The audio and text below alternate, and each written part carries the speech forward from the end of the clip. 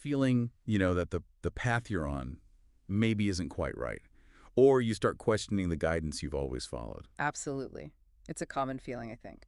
Well, in this deep dive, we're looking into some pretty significant questions about religious leadership. Mm-hmm. We're doing this through the perspective of Elder Jenkins from King James Bible University. Specifically, his views on sticking really strictly to Scripture. Right, and navigating all these different beliefs, it can be genuinely complex, can it? It really can. So our aim here is to get a clear picture of Elder Jenkins's specific viewpoint, especially from his work, The Blind Lead the Blind. Exactly. We've gathered several of his materials to really get into it. We've got parts of his Blind Leading the Blindest study guide. Okay. A YouTube transcript from his channel, Elder Jenkins, KJBU, and also a document called The Blind Lead the Blind Briefing. So a good mix of sources. Yeah, should give us a solid look at how he approaches this whole topic. And the mission, then, for this deep dive is pretty clear. We want to unpack Elder Jenkins's main argument about, well, the blind leading the blind, especially how he sees it playing out in modern religion today. Based on his reading of Scripture, of course. Based entirely on his interpretation, yes. Okay, so let's jump right in. The core of his teaching seems to be this image, the blind leading the blind. Where's that come from originally? That phrase, it's rooted in the Gospel of Matthew, chapter 15, verse 14. Elder Jenkins brings this up a lot. Right. And what's interesting is how he applies this, ancient metaphor directly to today's mainstream religious leaders and teachings. He sees a real deficiency there. A deficiency. Mm. He feels they actually lack, real spiritual insight. That's exactly his point. He believes many lack true spiritual understanding. It's fundamental to his argument. He says it pretty bluntly, doesn't he? Oh, very directly. In one of his YouTube talks, he just states, literally, the blind is leading the blind. Wow.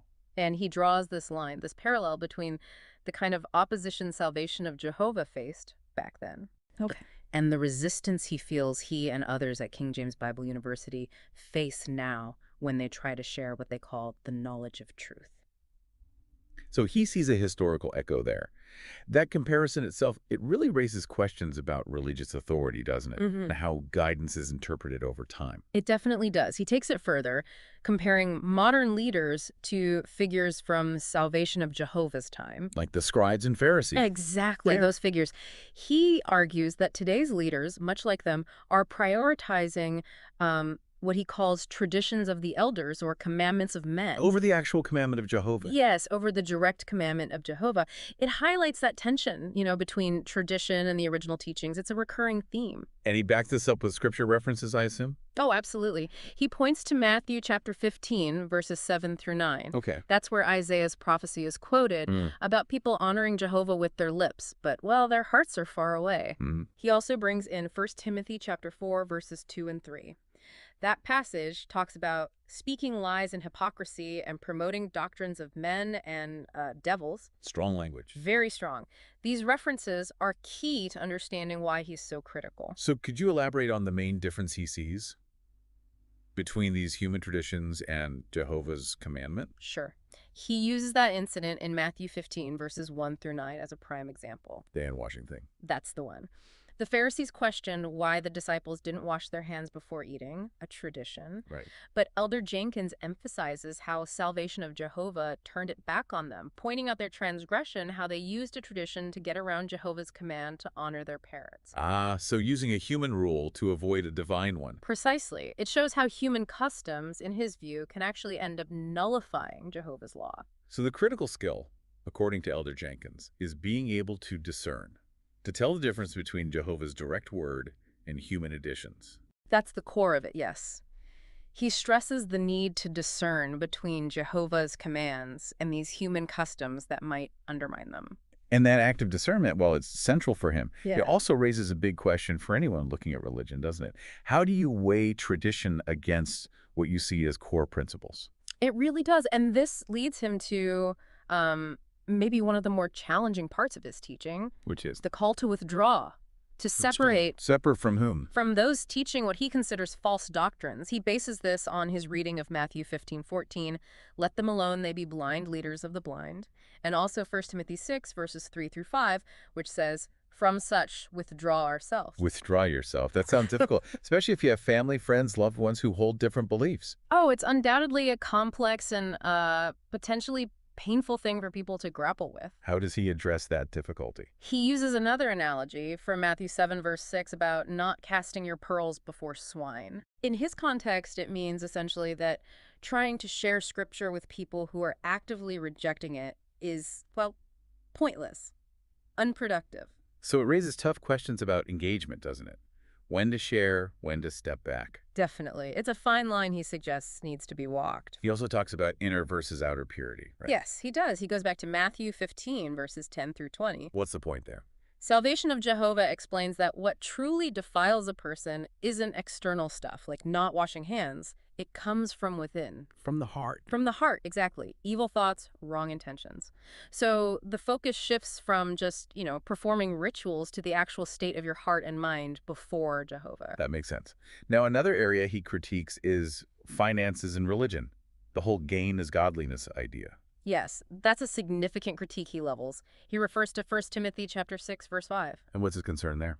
He's speaking out against leaders who seem to make financial gain a priority in their ministry. So fundraising practices and things like that? He mentions his own observations about fundraising, expectations for supporting leaders financially. It taps into that ongoing debate about money and religious organizations. And he thinks this pursuit of money can actually corrupt the teaching itself. He connects the dots, yes. He suggests that wanting financial benefit can become the driving force, leading teachings away from what he calls the authentic knowledge of truth. Compromising integrity, essentially. That's his argument, that financial motives can compromise the direction and the purity of the message. He also uses some quite striking allegories, like the strange woman. He does. The strange woman from Proverbs chapter 7. He uses her as a symbol. A symbol for what? For deceptive spiritual influences, for false doctrines. He highlights how this spirit uses flattery, smooth words. But leads to destruction. Yeah. Like it says in Proverbs 7:27. Exactly. It's an allegory pointing to spiritual danger hidden behind attractive appearances. Using allegory like this is pretty common in religious teaching, inviting you to look deeper. And what about Babylon? How does that fit in? He links that strange spirit concept to Babylon the Great from Revelation chapter 18. Okay. He sees Babylon as representing widespread spiritual confusion, false religion that leads people astray. Like being drunk on false teachings is how he puts it.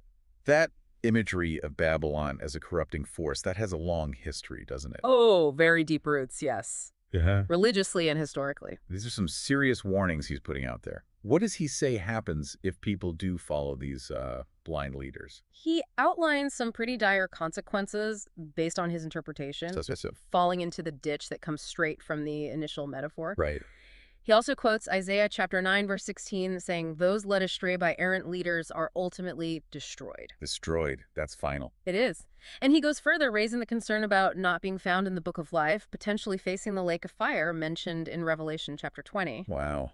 He even uses Sirach. Yes, Sirach chapter 3, verses 25 and 26, about how vain opinions can leave you without light and the danger of a stubborn heart leading you to ruin. So given all these warnings, what does Elder Jenkins present as the right path, the way to truth and life? He boils it down, really. He emphasizes what he sees as the whole duty of man, using Ecclesiastes chapter 12, verse 13, and Baruch chapter 4, verse 1. And that duty is? To fear Jehovah, which he interprets as deeply respecting or desiring Jehovah, and to keep his commandments. Simple as that. In essence, yes. He asserts that following Jehovah's commands is the path to life. Turning away leads to spiritual death.